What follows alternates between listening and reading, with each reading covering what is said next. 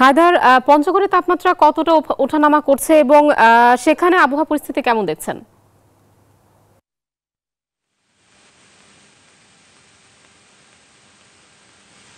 আয়শা, আপনাকে ধন্যবাদ। পঞ্চগড় হচ্ছে শীতার্থ অঞ্চল।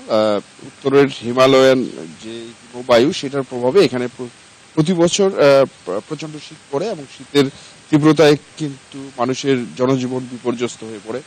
এবছর এখন পর্যন্ত ঠিক সেই রকম শীত না নামলেও দিনের বেলা প্রচন্ড একটা রোদ থাকে এবং সন্ধ্যা থেকে শীতটা আসলে শুরু হয় এবং শীতের রাতে কিন্তু কুয়াশা পড়ে এবং ভোরবেলা পর্যন্ত আমরা কুয়াশা দেখতে পাই। তারপরে কিন্তু সূর্য উঠে যায় এবং সারাদিন কিন্তু শীতের রোদ বিরাজ করে এবং এটা কিন্তু উপভোগ্য শীতও বলা যায়। এখন কিন্তু মাঠে কৃষকদের ধান কাটা উৎসব চলছে, পিঠাপুলির একটা আয়োজন চলছে।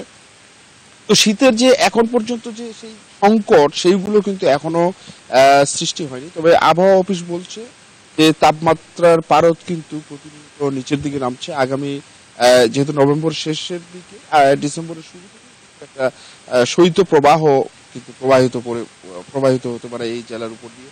শৈত্য প্রবাহ আসলে কিন্তু মানুষের জনজীবনে কিন্তু বিপর্যস্ততা নেমে আসে এবং ঘন কুয়াশায় কিন্তু আবৃত হয়ে পড়ে জেলার সবকিছু। এবং এই এই জেলায় এখন পর্যন্ত যদিও শীতের হয়নি, তবে তাপমাত্রা পারদ কিন্তু নিচের দিকে নামছে। গতকালকে ছিল 15.0 ডিগ্রি সেলসিয়াস, আজকেও কিন্তু 14 ডিগ্রির মতো সেলসিয়াস নির্ণয় করেছে আবহাওয়া। হায়দার, আপনাকে ধন্যবাদ। দর্শক, পঞ্চগড় থেকে আবহাওয়ার পরিস্থিতি জানাচ্ছিলেন আমাদের সহকর্মী সরকার হায়দার।